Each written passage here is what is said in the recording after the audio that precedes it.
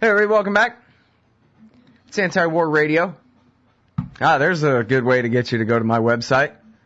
Soon, at scotthortonshow.com, you'll be able to listen to all of that interview with Robert Murphy that just ran into the commercial break, because I couldn't stand to interrupt him.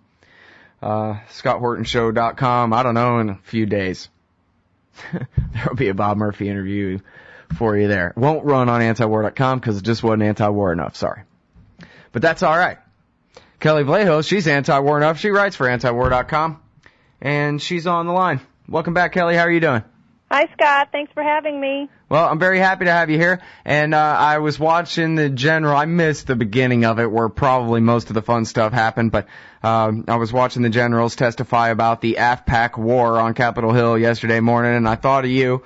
Time for us to catch up and get a progress report on the success of the surge in Afghanistan. Were you terribly impressed?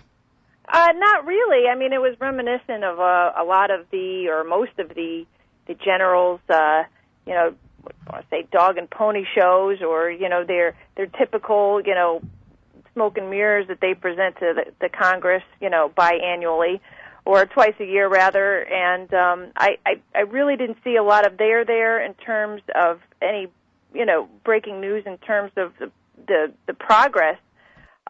Just a lot of the same old language, a lot of the same old rhetoric, and their members of Congress haven't done much in terms of pushing back, so weren't too surprised at that either.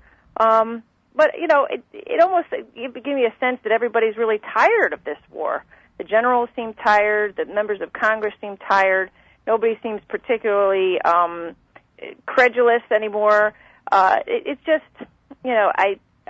what I got out of it is that the military does not want to draw down any more troops after we do this next drawdown at the end of the summer, which will leave about 68,000 troops in Afghanistan, plus contractors, going into 2013. And the military really doesn't want to reduce anything until 2014. They don't want to talk about gradual or rapid withdrawal. So I think you're going to see a fight going into the next year, which is going to, just prolong the inevitable. And I think we seem to all understand that, but this timeline just seems to get more protracted as we go on. This will take us, beyond Obama's first term and into a possible next Obama administration.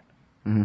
It's so funny to me that, I don't know, you talked about the atmosphere of the Congress, how they don't really seem into it anymore. It's not like they're all, beating on their lapel pins and demanding we see this thing through in those kind of stark tones, or not very much. I might have missed it if a couple of Republicans said that, but didn't seem to be very much excitement in the room about it or anything like that. But then again, we're not arguing about, appropriations for D.C. sidewalks or something here. They're talking about a war.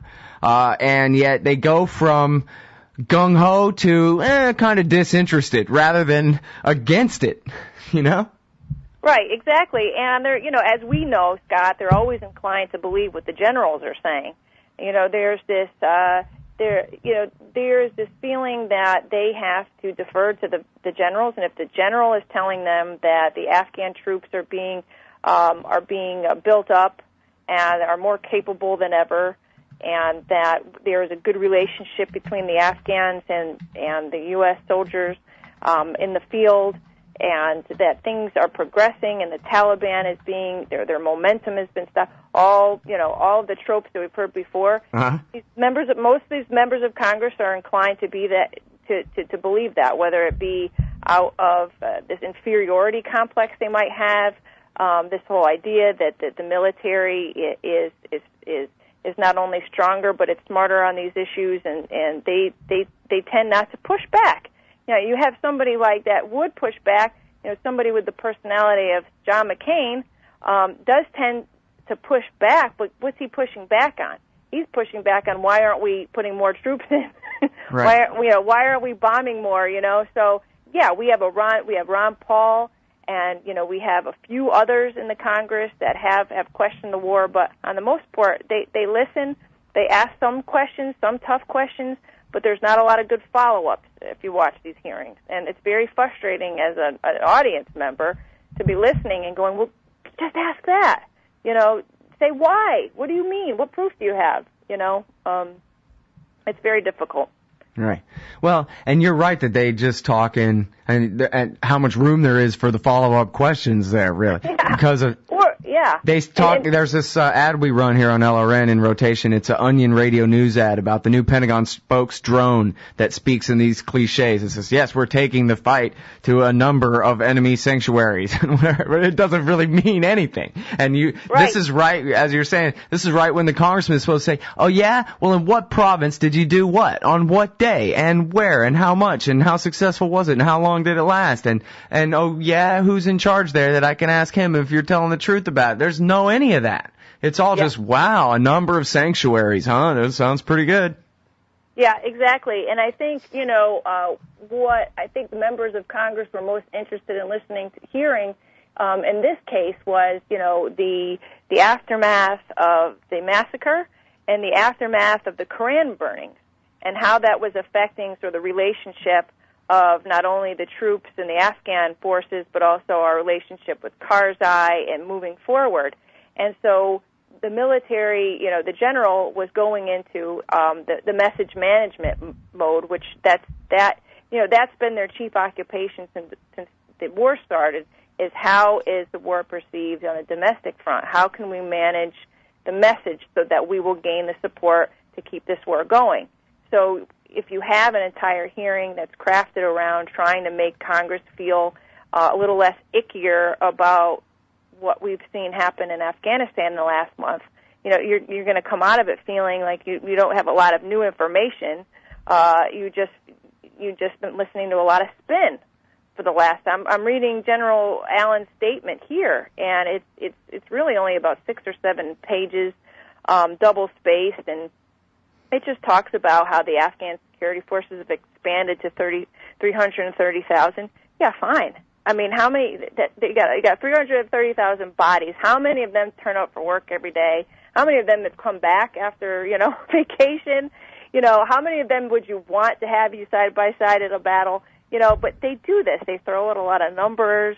It's like the kill list.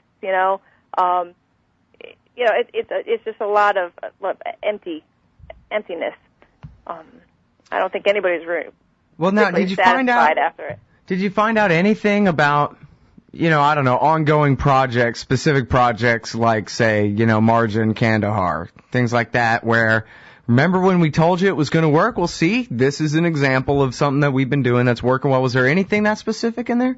I don't think so. I remember hearing a bit about that when one of Petraeus's last briefings with the Congress. And, Scott, they talk in such vague terms. They'll talk about this new market opening up or the traffic on a street that had been previously deserted because of all the violence is now hustling and bustling. But, if you're a real student of this, you go on the Internet and Google around, you'll find out what where the gray areas are and how things are really, faring. And I think, and I've said this in articles before, at the beginning of the coin surge into Afghanistan, all of the experts said we will determine whether this is successful or not if the local population is protected, if the local population isn't dying, isn't injured, can go out of their homes, can go out about their business. And if we are continuing to hear about bombings, IEDs, battles, night raids, so on and so forth in places like Kandahar, which was supposed to be the crown jewel of the coin operation, then we know that things haven't progressed the way that General Allen is trying to convince our Congress that it has. Yeah, you and your medium-term memory. Why do you always got to bring up old stuff? All right, I'm sorry. Kelley Vlahos, hold them responsible. We'll be right back. All right, y'all, welcome back to the show. It's Anti-War Radio. I'm Scott Horton. I'm talking with Kelley B. Vlahos. She writes for antiwar.com and the American Conservative magazine. And fortunately for us, not for her, she lives in Washington, D.C., so she writes about what they talk about at all these war party conferences and all that fun stuff. Great fly on the wall for us. And yesterday, of course, the generals, the Deputy Secretary of Defense for Policy, and the head general in charge of the Afghan War testified before the Congress, the House of Representatives, I believe. And I wonder, Kelley, and of course she writes all about the counterinsurgency doctrine, the whole strategy for the Afghan War, and how well it's working out or not so much over these past few years. And I wondered did anybody ask any serious questions about the assassinations or murders of American officers and contractors and so forth by Afghans, the so-called green on blue violence, if I don't have those colors switched around, or were there any questions about the kill team, the urinating on the dead bodies, the burning of the Qurans, and the massacre, and these sort of kind of gray swan events, I guess. Things like these are to be expected in a war, but they are sort of singular events that really shock everybody and captured, obviously, the attention of the people of Afghanistan. Were any of the congressmen asking serious questions of the DOD on these issues?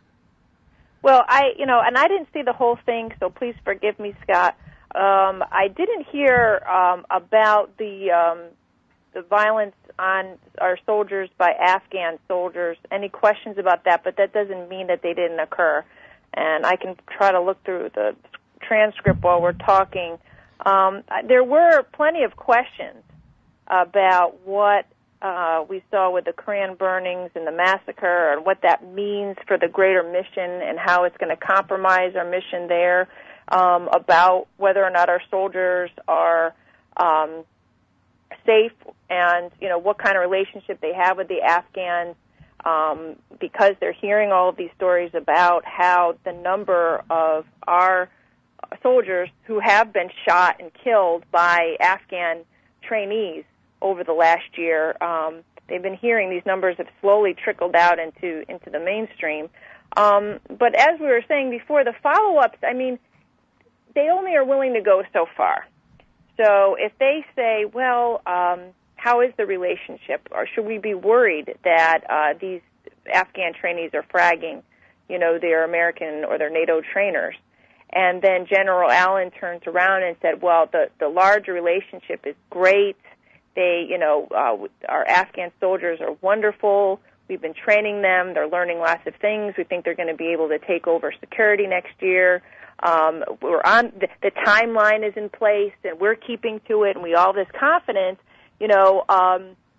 Most members of Congress do not say, yeah, but. They usually go on to their next question. And if you listen to these briefings or these hearings long enough, you realize that most of the time they're reading questions that have been typed up by their staff. So there's not a lot of wiggle room for follow-ups there. And it's really pathetic. Right, it's because they don't care enough about the issue to have even worked with their staff on what we're going to ask them today at all. Right, so they'll just go to the next question. Okay, now about this, and it's right. They're reading their lines for the C-SPAN TV show. Right, exactly, and you always can tell which member of Congress really knows their stuff, and which one had just been handed this paper full of questions, and which is usually very insightful questions. And very intelligent questions, and you wonder, how sad it is that the staffers are usually smarter than the member of Congress. And they're, it's like you want to put them in the spotlight and pull them up in front of there to ask the questions instead of this, this puppet up there, this member of Congress with their perfectly coiffed hair and their silly jokes. And, I was watching the British Parliament last night. They had some excerpts from this on, I think it was, I can't remember if it was on PBS or C-SPAN or what I was watching.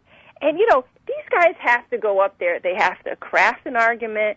They have to deliver the argument. And then they have to take questions, hostile questions from the opposition. And they got to think on their feet, and they got to defend their point of view, their position. Yeah, they have to stand there and be heckled. Heckled, and their feet are literally put to the fire. Whereas you look at our Congress and everybody's so, I'd trade him for a queen in a parliament right now. No. Let's shake hands on the deal, and we'll just get rid of him. We'll ship him off to England and trade. Well, we don't demand that our members of Congress need to be smart or intelligent or articulate. I mean, they just need to spiel off rhetoric in a somewhat charismatic way. But that doesn't mean they have a firm grasp of the issues or are able to convince the electorate of why their policy position is the right one. And it doesn't help that the Republican Party has been demeaning intellectualism for the last several to 10 years since the Bush administration. So they keep electing people who are anti-intellectual, what does that do to the gene pool in the Congress? They're just a bunch of speech makers at this point. Yeah, makes them dumber than they already were even. Yeah, and then you get a general up there, and he's talking his business, and he's telling you that this is how it's going. We're sticking to a timeline, and everything's groovy, and they're going, oh, okay, because they don't know where to take it from there. Everything's politicized, so they either agree and they suck up to the general if they're a Republican, or they suck up to the general and maybe ask some fey follow-up questions if they're a Democrat. But really, they don't have the guts. They don't have the intellectual vigor to get to put this guy right on the spot. Well, and he wasn't all that impressive. He made this big fake smile every time he lied. It was pretty obvious. It seems like anybody, his lies, as we were talking about, weren't very impressive or detailed or anything. Anybody, you could have, if you were in the Congress, could have totally thrashed him. Anybody could have thrashed him if they'd been, actually had their act together. But I guess the Congress is pretty easy to run circles around. Right. I don't really think that they respect Congress.